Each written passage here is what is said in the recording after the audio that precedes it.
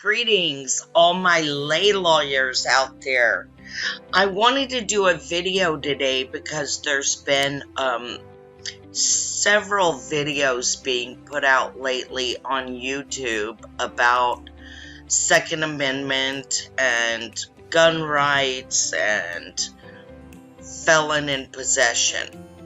So I wanted to talk about felon in possession tonight, and one of the things I'm going to do is actually share the law with you. We're a little bit different on this channel because I like to show you in writing. I'm not going to get on here and talk about it and not show you where it's at and show you the law in black and white. So we're going to do that tonight as well. We're going to talk about felon in possession. We're going to go right over here to Cornell, because when they charge you, every time somebody's, well, not every single time, but most of the time, when somebody's talking about felon in possession charges, they're charged with Section 922G1, and I'll show you right up here. We're in 18 USC, US Code, Section 922, and we're going to go down to G1 because that's what they're always citing, and we're going to look at it together, and you're going to see something very surprising that nobody's talking about and nobody's telling you. So, 922.18 USC 922 G1. Here's G right here, and here's G1. So it says, it shall be unlawful for any person who has been convicted in any court of a crime punishable by imprisonment for a term exceeding 1 year. And then it goes on to list other people. So somebody who's been convicted in court of a crime punishable by more than a year in prison is what they usually charge with. But you see here, 2 is a fugitive from justice, 3 is addicted to drugs or controlled substance, 4 is mental defective or committed to a mental institution, and it goes on like that all the way through. But when we get through those, let's see what is the end of this sentence, because it says, it shall be unlawful for any person who's been convicted in any court of a crime punishable by imprisonment for more than a term exceeding 1 year. Yes, to what? We see that down here at the end. Let's go see what it's illegal for them to do. And here it is right here. To ship or transport in interstate or foreign commerce.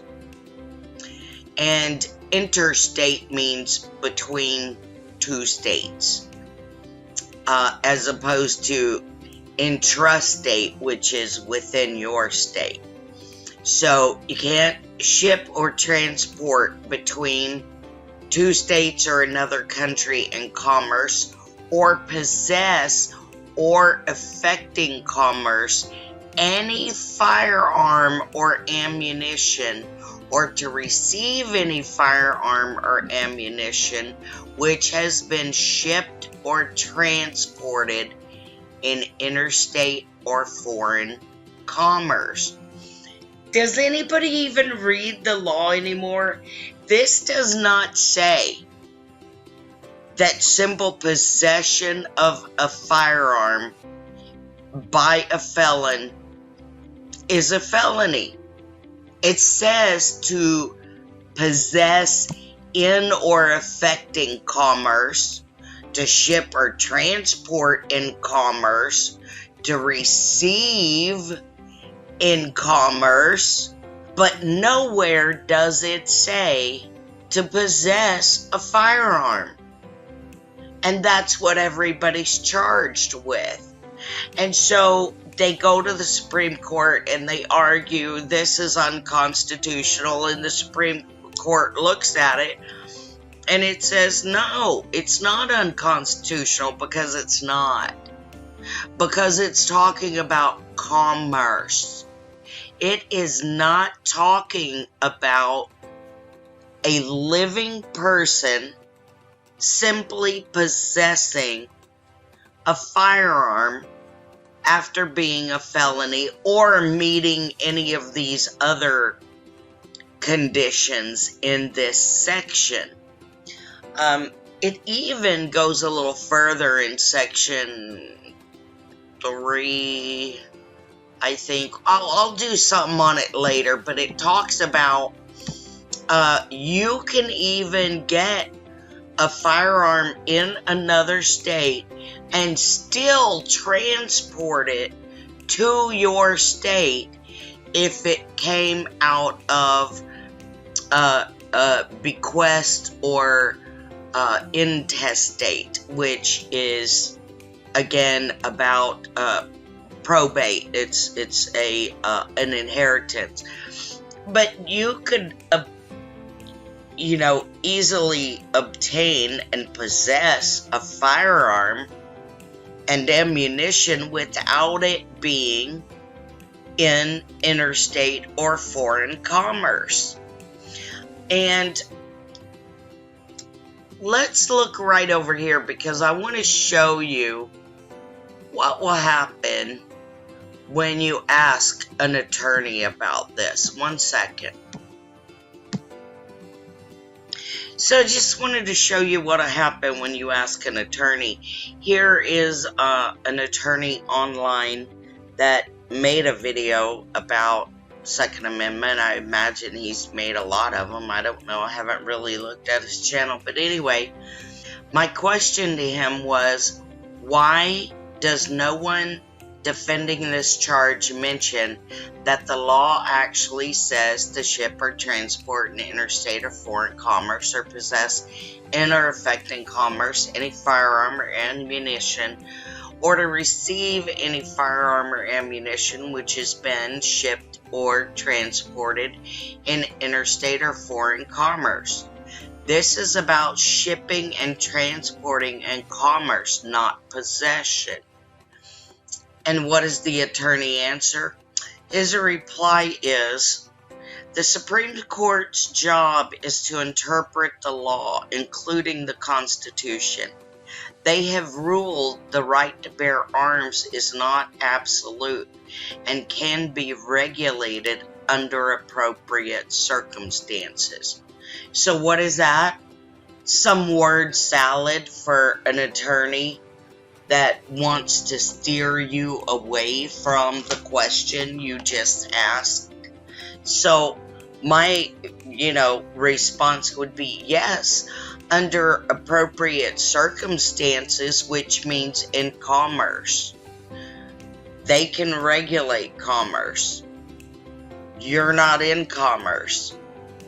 But this is the typical kind of stuff that attorneys do. He didn't answer the question, and he won't for you either. They're going to try to skirt it. And so I've asked several attorneys, and I always get the same kinds of stupid answers. But, if I was going under a felon in possession charge, I would be saying, okay, prove your case. And they're going to say, well, you had the firearm, we found it. And I would say, okay, but that's not all the elements of the crime. According to 922G1, you also have to prove that I shipped or transported it in interstate or foreign commerce. So how are they going to prove the commerce element? Unless you gave them some kind of proof and bought a firearm online from another state or something. I don't know about how that works. Buying firearms online, I've never done it, but you know, if you buy something out of state, you know, and left the clues and the breadcrumbs, yeah, you can be convicted. But if there was no interstate or foreign commerce, then there is no felon in possession. So it's not actually felon in possession. That's another lie they've used to convince you that this is about a felon being in possession. This is not about a felon being in possession. I just proved that to you. I just proved to you that this is indeed about interstate and foreign commerce. It says it right here in the law itself. So it's important to actually look at the law and read it. It's not that difficult. You can get English dictionaries for regular words, and when you're dealing in law, you can also look at Black's Law Dictionary. There's lots of resources online. So the problem that we're having is an uneducated public. If you've been convicted or you're serving time for felon in possession and they never proved that you were actually in commerce with that particular gun or ammunition, then you've got a jurisdictional challenge there, which can be made at any time. Jurisdictional challenges can be made at any time, even post-conviction. So, if it were me and I was sitting in prison on a felon in possession charge and I found this information out, I would be subscribing to this channel. I would find out how to do a jurisdictional challenge, or what where does it say that in the law and how do I know that? And then I would file and say, you know, I've realized that the elements of the crime weren't and could not be proven, and I'm challenging jurisdiction. So anyway, that's what I would do, but I encourage all of you to look at the law, actually read the law yourself, get educated, and be the best lay lawyer you can be. Thanks so much. I love you guys, and I'll see you next time.